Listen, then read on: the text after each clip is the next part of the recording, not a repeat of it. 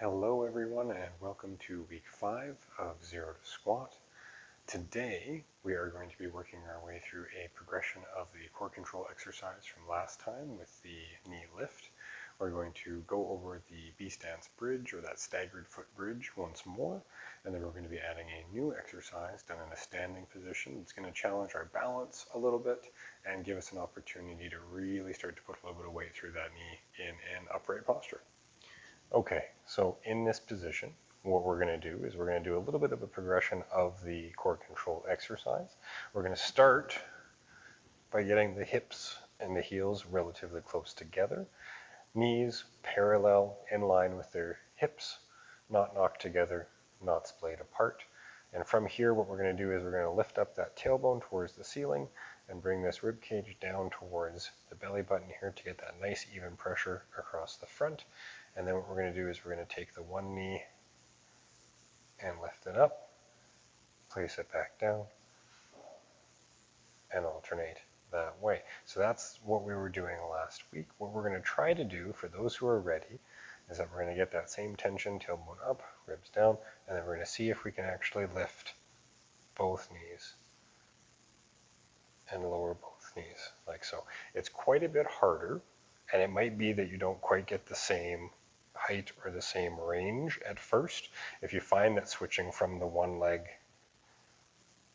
to the two leg causes you to do any amount of lifting or arching or anything like that, feel free to keep it nice and small at first. So it's going to be basically double the weight on the muscles. It's quite a bit more challenging, but it's a good next step for us.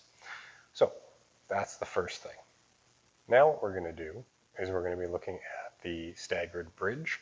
So same exercise as last time. We're not going to change everything today. That one foot sliding forward in relation to the other so that the heels and the toes are lined up.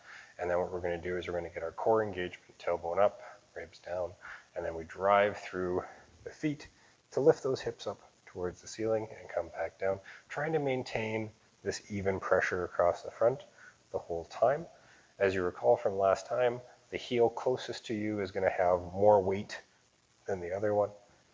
And so this is why we're going to do it on both sides so that each one can get a feel for that greater than 50% push. Just like that. The third exercise, the new one for today, is quite a bit different than what we've done so far, although it does have some components of things we've already learned. So for example, the four-corner standing, where we think about having the pressure in our feet evenly between the big toe, little toe, outside of the heel, inside of the heel. That's something that we're going to want to try to remember as we come back to this.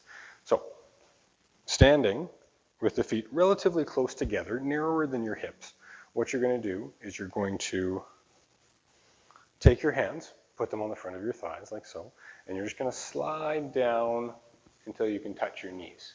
And this is going to be a combination of a little bit of bend at the knees, quite a bit of bend at the hips, and a little bit of a lean forward of the body.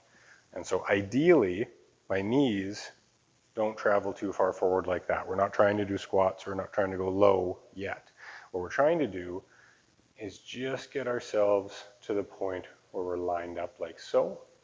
And then we're going to start to move one of the legs. So let me demonstrate. We're going to come down to about here. I'm going to put more weight through my left leg just until my right leg starts to feel a little bit light. And then I'm going to slide it forward, slide it sideways, and slide it back. And it doesn't have to be a huge distance to start out with. We just want to make sure that it has the capacity to move. Depending on your flooring and your home situation, this is where a tea towel or something like that might come in quite handy to provide a little bit less friction. But if you've got the shoes or the flooring to make it work, you can do it just like so. And then what we'd do is we'd also do it on the right side. So we'd shift our weight to the right, slide the one leg forward, and to the side, and to the back. Trying to keep this one nice and still. Ideally, it's not doing a lot of shifting or moving in that position. So each time that you go forward, sideways, and back, that counts as one rep in relation to the reps and sets that we're going to have in the video here. And the idea is to try and get each side to get a chance to do it. You may find that one side is more confident or more comfortable than the other, and that's fine. Just try to keep it within the range where you feel stable, where you feel balanced. You don't want to take it to the point where you feel like you're going to tip over or anything like that. That doesn't help anybody. So keep it small for you, whatever you need to do. And so the sets and the repetitions over to the side here, this is what we're going to try and work towards this week. And then, as always, if you have any questions or comments, please feel free to leave them down below or to get in touch with our office. We're more than happy to answer any questions that you may have. Thank you very much for watching.